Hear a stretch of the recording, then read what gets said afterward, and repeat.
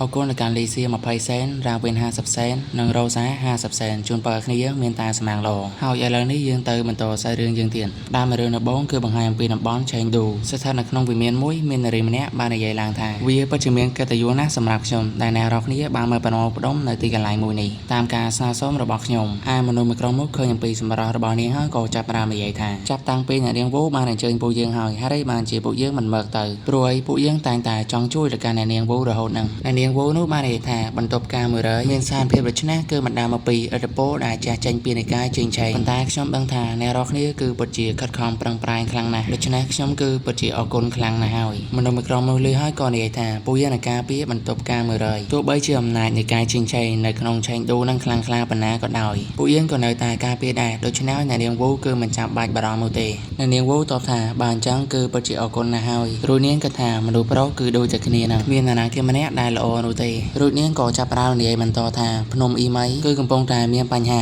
បណ្ដាលមកពីការផ្លាស់ប្ដូរស្ថានភាពរបស់និកាយជើងឆេងមួយចំនួនដូច្នេះការជួបជុំលើកក្រោយគឺមិនមានរូបខ្ញុំនោះទេមនុស្សមួយក្រុមនោះលើហើយក៏សួរថាតើពួកយើងអាចចូលរួមនៅក្នុងនិកាយអ៊ីម៉ៃបានទេពីព្រោះអីពួកយើងគឺចង់ការពារអ្នកន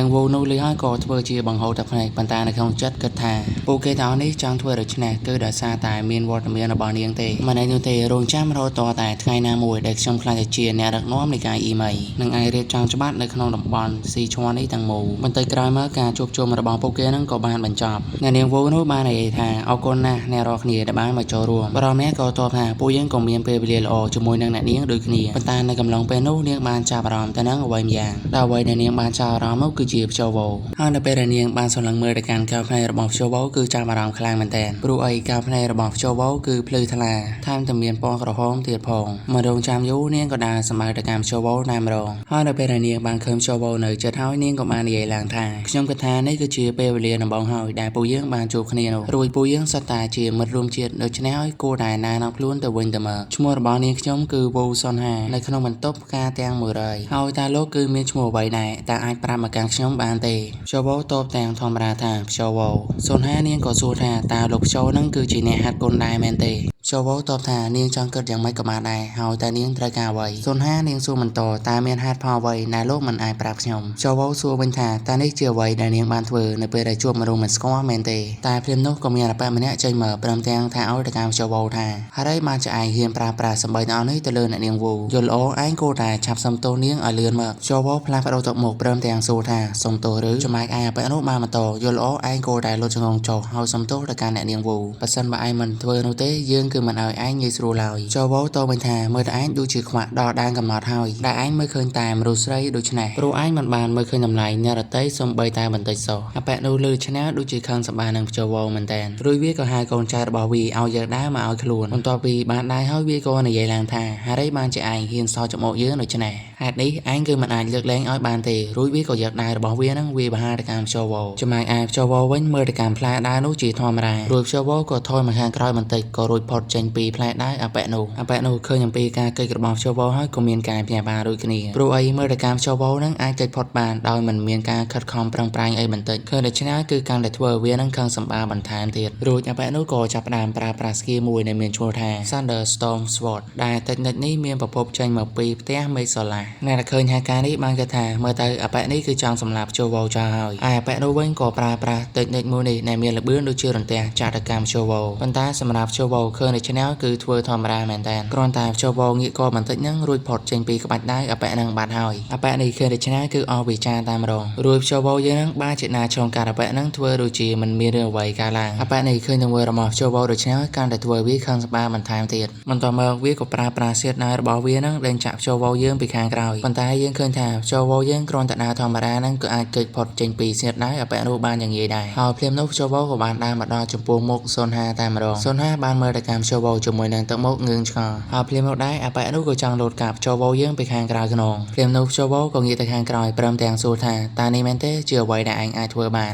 រួចក៏ស្រាប់តែមានចំហាយពស់មួយបានឆ្លងកាត់ទៅរាងកាយអបនោះហើយរួចព្យវោក៏យកម្រាមដៃខ្លួននឹងប៉ះទៅកាន់ចុងចង្កាអបនោះបន្ទាប់មកក៏ចាប់ក្បាលអបនោះបើកចូលមកខាងក្រោមដូចជាកលាការអញ្ចឹងបន្ទាប់ពីដោះស្រាយរឿងនេះរួចព្យវោយើងធ្វើដូចជាធម្មតាចំណែកឯសុនហាក៏ប្រាប់ប្រកាសព្យវោថាឲ្យលោកគឺស្ងប់អារម្មណ៍សិនទៅចំណែកឯបារ នៅខាងក្រៅនោះក៏ចង់ខាត់ទៅកាន់អ្នកនាងវូដែរប៉ុន្តែនាងគឺបានហាមឃាត់រូបនាងបាននិយាយបន្តគាត់នោះមិនមែនជាមនុស្សអាក្រក់នោះទេគាត់គឺឆេះឆាយដូច្នេះដោយសារតែគាត់នោះបារម្ភអំពីរូបខ្ញុំជូវូតបវិញថាអ្វីដែលអ្នកបានធ្វើគឺត្រូវតែទទួលខុសត្រូវស៊ុនហាតបថាត្រូវហើយអ្វីដែលលោកបាននិយាយពិតជាត្រឹមត្រូវបើអញ្ចឹងតើខ្ញុំអាចទទួលខុសត្រូវជាមួយគាត់បានទេជូវូសួរបញ្ជាក់តើនាងចង់ទទួលខុសត្រូវជាមួយអបៈនោះឬចាំងអាពួកប្រុសនោះបានស្រែកឲ្យអ្នកនាងវូនឹងកុំយកប្រើមិនសោះជូវូឃើញដូច្នេះបានគិតថាមិនអស់នោះទេមើលទៅអ្វីដែលនាងមាននៅពេលនេះគឺទទួលបានអត្ថប្រយោជន៍ជាច្រើនចំណែកស៊ុនហាក៏សួរបញ្ជាក់ថាតើវាល្អដែរទេបន្ទាប់មកពួកគេទាំងពីរនាក់ហ្នឹងក៏បានប្រសពភ្នែកគ្នាបន្តិច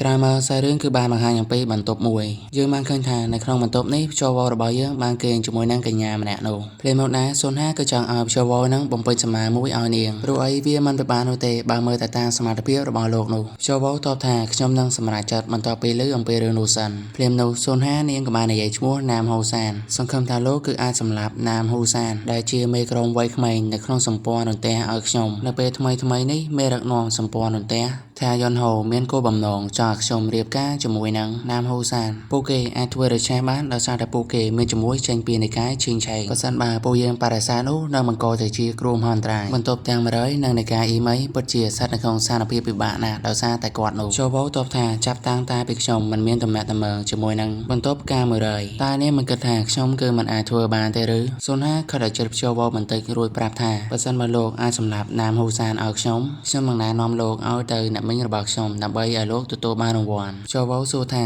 តើអ្នកណាគេជាអ្នកមិញរបស់នាងសុងហាតបថាជាសិស្សមួយនៅក្នុងចំណោមអ្នកដឹកនាំនិកាយអ៊ីមីហើយ Master ចុងវ៉ាគឺជាអ្នកមិញរបស់ខ្ញុំជូវូគ្រាន់តែនឹកឃើញឈ្មោះនេះគឺនឹកឃើញទៅដល់សត្រូវចាររបស់គាត់បាត់ទៅហើយរួចជូវូក៏សួរថាបើសិនបើជាអញ្ចឹងនោះតែភ្លាមនោះសាររឿងគឺបង្ហាញអំពីកំពូលភ្នំនិកាយអ៊ីមីយើងបានឃើញមនុស្សចំនួន2នាក់ធ្វើដំណើរឡើងទៅខាងលើអាប៉ែនោះបានន័យថានៅកំពូលភ្នំនិកាយអ៊ីមីនេះពិតជាមានទិដ្ឋភាពល្អមែនប៉ុន្តែពួកគេបានជាចាញ់សង្គ្រាមជាមួយនឹងនិកាយឈីងឆេងទៅវិញកែឈ្មោះរបស់និកាយអ៊ីមីនឹងធ្លាក់ចុះបើសិនបើពួកគេគឺត្រូវបានបណ្ដេញចេញពីកំពូលភ្នំនេះបន្តិចក្រោយមកពួកគេទាំងពីរនាក់ហ្នឹងក៏ធ្វើដំណើរចូលទៅដល់ក្នុងនិកាយអ៊ីមីយើងបានឃើញថាចុងវ៉ានៅពេលនេះបានខ្វាក់ភ្នែកម្ខាងបានហើយដែលសារសាដៃជូវូចំណែកឯសូរ៉ាននាងមើលទៅដូចជាប្លែកពីមុនផងដែរហើយម្នាក់នេះគឺជាអ្នកដឹកនាំនិកាយអ៊ីមីគ្រោះមហន្តរាយទាំង9នាងបានន័យថាគ្មានផ្លូវទេដែលក្រុមពនាចរដូចជាពួកឯងហ្នឹងធ្វើរឿងដែលពាក់ព័ន្ធជាមួយនឹងឈាមដើមមិនយកលុយនោះយើងជឿថាពួកឯងផាជាចង់បានអ្វីដែលជាការដោះដូរគ្នាហើយរ៉ានជូតបថាអ្វីដែលអ្នកបាននិយាយគឺត្រូវហើយប៉ុន្តែពួកយើងគឺមិនឲ្យចាញ់នោះទេ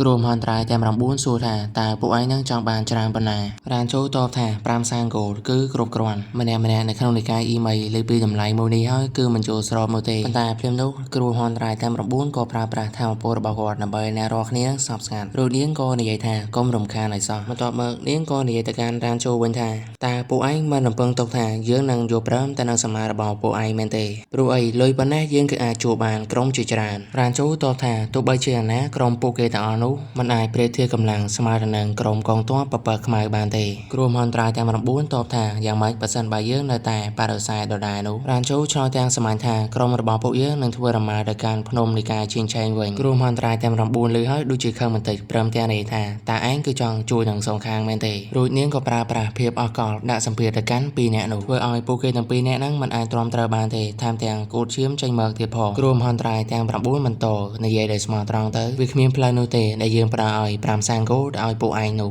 ដូច្នេះឲ្យពួកឯងគោតែប្រាប់ពីតម្លៃដែលពួកឯងចង់បានឲ្យប្រកាសមើលរ៉ានជូមិននឹកស្មានថាអ្នកដឹកនាំនៃកាយអ៊ីមីនេះគឺមានធម៌ពលខាងវិញ្ញាណគឺច្រើនលើសលប់ដូច្នេះរួចរ៉ានជូប្រាប់ថាក្រុមពួកយើងគឺធ្វើការដោយប្រើប្រាស់កម្លាំងចំណែកឯប្រាក់ដែលពួកយើងអាចទទួលបានត្រូវតែមេក្រុមជាអ្នកបែងចែកគ្រោះមហន្តរាយទាំង9និយាយថាមើលទៅសមាជិកក្នុងក្រុមរបស់ឯងក៏ប្រើប្រាស់វិធីនេះដូចគ្នាជាមួយនឹងនិកាយឈីងឆេងប៉ុន្តែនៅក្នុងចិត្តនាងគិតថាបើសិនបើនិកាយឈីងឆេងទទួលបានជាមួយចេញមកពីក្រុមពួកនេះអាចទៅរួចតែពួកគេអាចយកឈ្នះពួកយើងបានប៉ុន្តែសម្រាប់នៅពេលបច្ចុប្បន្នមិនដឹងថាចំនួននិកាយទាំងពីរហ្នឹងពេលណាអាចបញ្ឈប់នោះទេដូច្នេះហើយអ្វីដែលពួកយើងអាចធ្វើបានត្រូវតែសុំជាមួយឲ្យបានច្រើនរួចនាងក៏រេថាមើលទៅពួកឯងពិតជាឆ្លាតណាស់បន្ទាប់មកក៏បញ្ជាឲ្យចុងវ៉ាហ្នឹងធ្វើសកម្មភាពចំណែកឯនៅខាងនេះវិញតាចាំម្នាក់បាននិយាយឡើងថាចុងរាយពួកយើងមិនអាចរើស ស៊ីរឿងនេះបានជាមួយនឹងពួកគេពិតជាហត់នឿយណាស់នៅពេលដែលចង់រកស៊ីជាមួយនឹងសម្ព័ន្ធនោះទាំងម្ដងម្ដងម្នាក់ប្រាប់ថាពួកគេបង្ខំពួកយើងដូច្នេះគឺដើម្បីបំពេញក្តីសប្បាយពួកគេតែប៉ុណ្ណោះតាចាស់នោះឲ្យតែគិតអំពីរឿងនេះម្ដង